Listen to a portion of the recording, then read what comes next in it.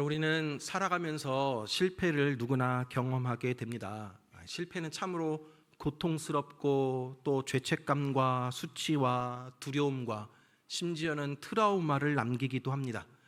오늘 본문에 등장하는 베드로 역시 엄청난 실패를 경험한 사람이었습니다. 베드로가 어떤 사람입니까? 예수님의 수제자였습니다. 자기는 죽을지라도 예수님 따르겠다라고 그렇게 큰 소리 치던 사람이었습니다. 그러나 이 베드로는 예수님이 잡히시고 재판을 받는 과정 속에서 예수님을 3번이나 모른다라고 부인을 하였습니다. 이러한 과거의 실패를 극복하지 못하고 도망치듯이 고기를 잡으러 갑니다. 하지만 예수님은 실패한 베드로를 포기하지 않으셨습니다. 부활하신 예수님은 실패와 죄책감에 사로잡혀 있던 이 베드로를 만나기 위해 갈릴리 호숫가로 찾아오셨습니다. 오늘 본문 앞의 내용은 제자들이 밤새도록 고기를 잡으려 했지만 빈 그물 뿐이었습니다. 예수님은 처음 그들을 부르셨을 때처럼 다시 그물을 내리라라고 명령을 하십니다. 그러자 그 제자들이 다시 그 명령에 순종하여 그물을 내렸을 때 그 그물이 찢어질 정도로 가득 거두게 되었습니다. 이 일을 통하여서 제자들은 부활하신 예수님을 제대로 인식하게 되었습니다. 예수님은 숯불과 또 고기와 떡을 차려놓고 제자들에게 와서 조반을 먹으라라고 식사 자리로 초대를 하십니다. 예수님의 초청은 제자들의 마음을 녹여버리게 하고 제자들에게 회복을 일으키게 하셨습니다. 오늘 본문은 그렇게 식사한 후에 예수님께서 베드로에게 3가지의 질문을 던지며 이 베드로를 회복시키는 내용입니다. 먼저 15절 상반절 말씀 보니까 그들이 조반 먹은 후에 예수께서 시몬 베드로에게 이르시되 요한의 아들 시몬아 내가 이 사람들보다 나를 더 사랑하느냐 하시니 라고 되어 있습니다. 예수님은 베드로라는 새 이름 대신에 그가 예수님을 따르기 이전의 이름이었던 요한의 아들 시몬이라고 부르십니다. 이것은 베드로가 반석이라는 이름에 합당하지 않은 삶을 살았다는 것을 지적하시면서 그를 꾸짖는 의미도 있긴 하지만 동시에 그 베드로의 원래 모습, 예수님 처음 만났던 그때로 돌아가서 다시 시작하려는 의도가 담겨져 있습니다. 예수님은 베드로에게 네가 이 사람들보다 나를 더 사랑하느냐라고 묻습니다. 베드로는 예수님을 부인하던 순간에도 예수님 사랑했습니다. 사랑하지 않았다면 위험을 무릅쓰고 예수님 잡혀가신 그 대제사장 뜰까지 따라가지 않았을 것입니다. 예수님도 베드로가 자기를 사랑하는지 너무나도 잘 알고 계십니다. 그럼에도 불구하고 예수님은 네가 이 사람들보다 나를 더 사랑하느냐라고 묻습니다.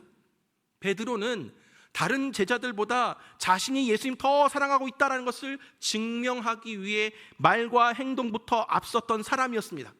다른 제자들은 예수님 버린다 할지라도 저는 예수님 따르겠습니다. 그렇지 않을 것입니다 라고 부르짖었던 사람입니다. 하지만 앞서 예수님은 당신을 사랑하는 제자가 뭘 해야 하는지를 말씀해 주셨습니다. 너희가 나를 사랑하면 나의 계명을 지킬 것이다. 또 나의 계명을 지키는 자라야 나를 사랑하는 자다라고 말씀하셨습니다. 그러니까 예수님의 계명을 지키는 사람이 진짜 예수님을 사랑하는 사람이지 말로만 사랑합니다라고 한다고 하는 게 사랑이 아니라는 것입니다.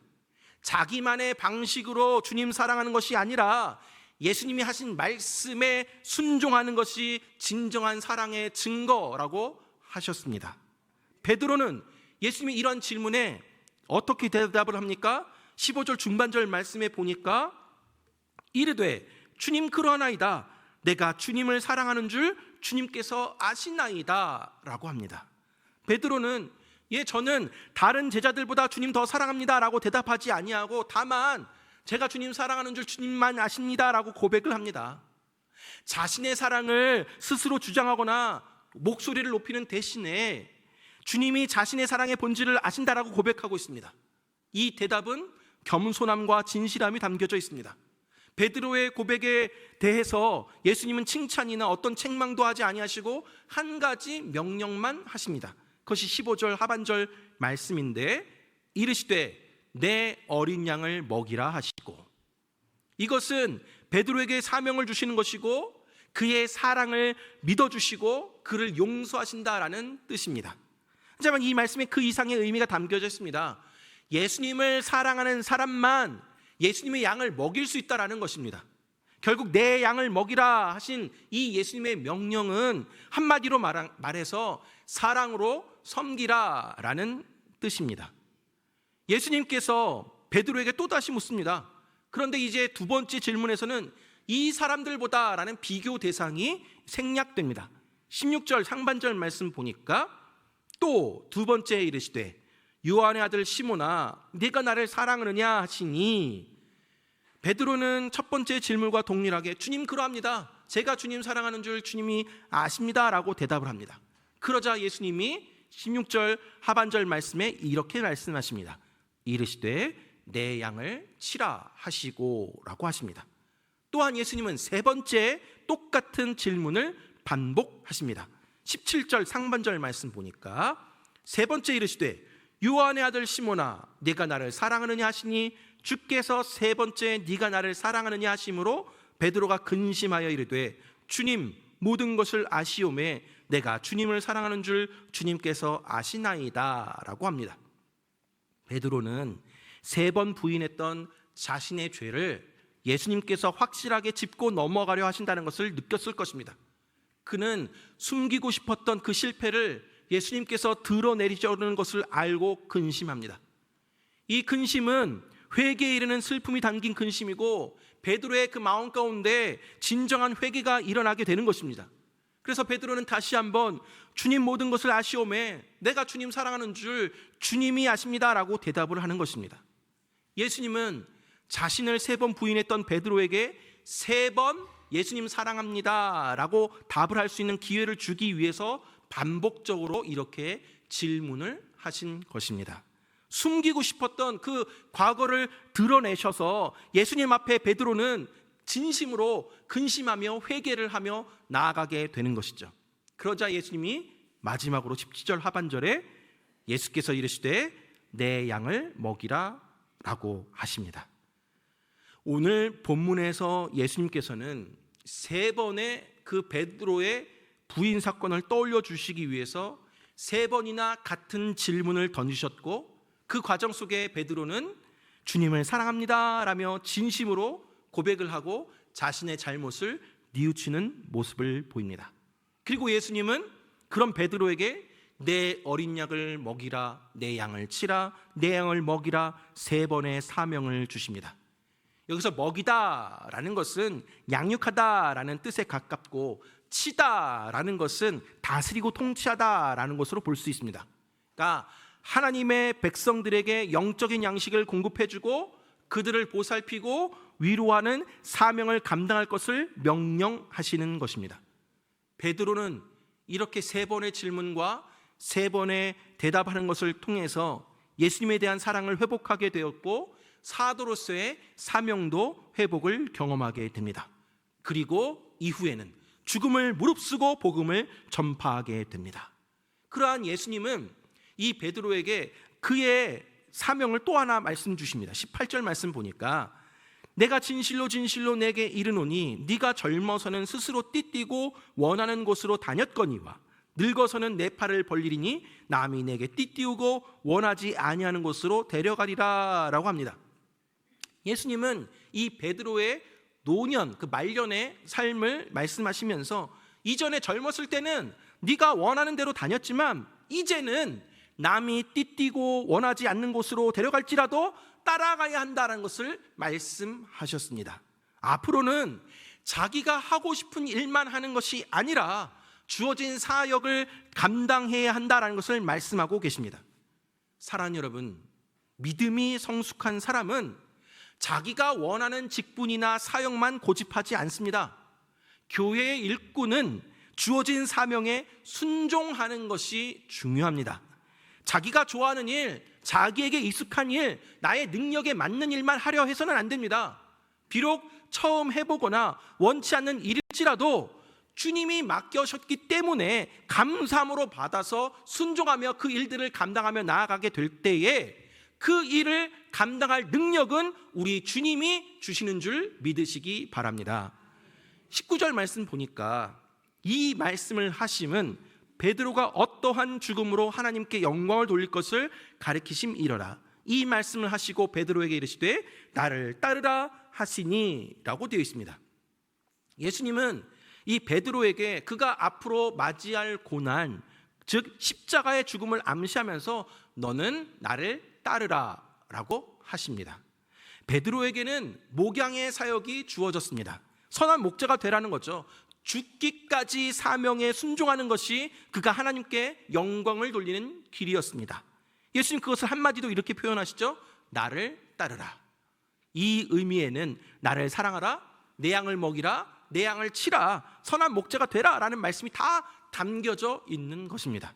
이때 베드로는 그 말씀을 들은 후에 그 아멘하며 가는 것이 아니라 옆에 있는 요한을 가리키며 요한의 미래에 대해서 묻습니다.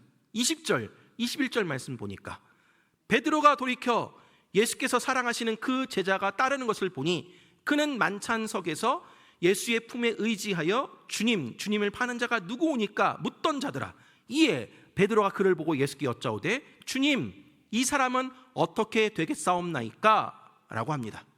주님, 이 요한은 그의 말년은 어떻게 됩니까? 라고 묻는 것이죠. 그러자 예수님이 22절에 이렇게 대답을 하십니다. 예수께서 이르시되 내가 올 때까지 그를 머물게 하고자 할지라도 네게 무슨 상관이냐? 너는 나를 따르라 하시더라. 예수님은 단호하게 그게 너에게 무슨 상관이냐? 너는 나를 따르라 라고 말씀을 하십니다. 예수님은 베드로에게 왜 남의 십자가에 기웃거리며 그 남의 십자가를 비교하려 하느냐? 라고 하는 것이죠. 이는 우리가 남들의 십자가나 남들의 직분이나 남들의 사역을 비교하며 기웃기웃거릴 것이 아니라 우리에게 각자에게 주신 십자가, 각자에게 맡겨주신 사역 묵묵히 짊어지고 주님을 따라가야 한다는 것을 말씀해 주고 계십니다. 사랑하는 여러분, 오늘 본문에서 예수님과 베드로의 대화를 통해 우리의 삶을 돌아보기를 원합니다. 예수님은 3번이나 자신을 부인했던 베드로를 찾아오십니다. 그리고 그의 상처와 아픈 기억을 씻겨주시고 다시금 사랑으로 회복시키십니다. 오늘날 우리는 어떻습니까? 여러분은 예수님을 사랑하십니까? 예수님이 오늘 이 자리에 오셔서 사랑하는 아들 아무개야, 네가 나를 사랑하느냐? 라고 물으신다면 여러분은 무엇이라고 대답하시겠습니까? 여러분, 우리는 연약한 죄인인지라 하나님보다 여전히 세상을 더 사랑하고 세상 유혹에 넘어지고 실패하고 쓰러지는 모습들이 있습니다. 그렇기에 하나님 앞에 송구하고 죄송스럽고 후회스러운 마음 때문에 선뜻 주님, 제가 주님 사랑합니다라고 고백하지 못합니다. 그러나 여러분, 실패한 자신의 모습에 자책하며 그냥 그 자리에 머물러 있는 것이 아니라 다시금 주님 앞에 나아오시기 바랍니다. 비록 우리는 실패하고 또 넘어지지만 늘 주님을 우리는 배반하지만 그럼에도 불구하고 내 주님, 제가 주님 사랑합니다. 주님, 제가 주님 사랑하는지 주님이 아시지 않습니까? 라고 진정으로 겸손하게 고백할 수 있게 되기를 간절히 바랍니다. 사랑하는 여러분, 우리가 회복할 것은 딱 하나입니다. 그것이 무엇이냐? 바로 예수님 사랑하는 그 마음입니다. 이것이 회복되면 나머지 연약한 것들도 다 고쳐질 줄 믿습니다. 주님, 제가 주님 사랑합니다. 그 고백할 때 그것이 힘이 되는 것입니다.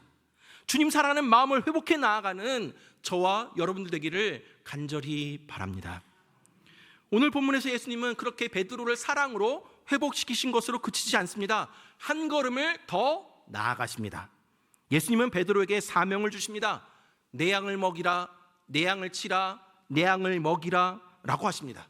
여러분, 우리에게는 각자 교회에서 맡겨진 직분들이 있습니다. 교회 교역자로, 중직자로서, 교사로서, 찬양대로서, 봉사자로서 여러분들에게 맡겨진 양들이 있습니다. 가정이나 직장, 사업장에서도 마찬가지입니다. 하나님이 저 여러분에게 내 양을 치라고, 내 양을 먹이라고 맡겨주신 영혼들이 있고 또 주어진 사명과 사역들이 있습니다.